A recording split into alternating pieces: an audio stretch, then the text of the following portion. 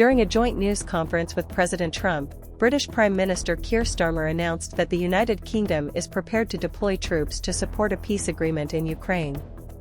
Starmer emphasized that achieving lasting peace and ending Russia's invasion was the primary focus of his discussions with Trump at the White House. Trump, in turn, expressed trust in Russian President Vladimir Putin to uphold any agreement reached. Starmer stated that they had devised a plan to establish a tough and fair peace agreement, ensuring that Ukraine has a say in shaping the deal.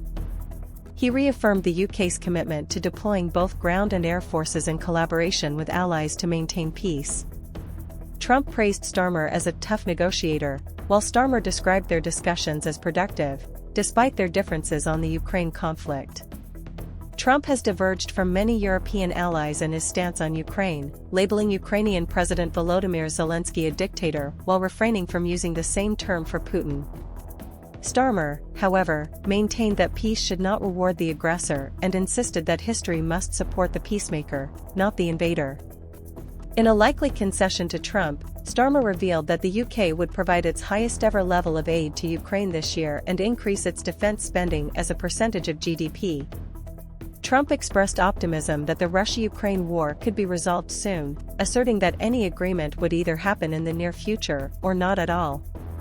He dismissed concerns that Putin might violate a future deal, saying he believes the Russian leader will honor his commitments. Beyond Ukraine, Starmer and Trump discussed economic relations, with the UK Prime Minister seeking to prevent the imposition of tariffs on British imports. Trump acknowledged Starmer's efforts, humorously remarking that the British leader had earned whatever they pay him over there. He suggested a potential trade deal that could eliminate the need for tariffs and confirmed plans for a future visit to the UK, where he accepted an invitation from King Charles for a state visit.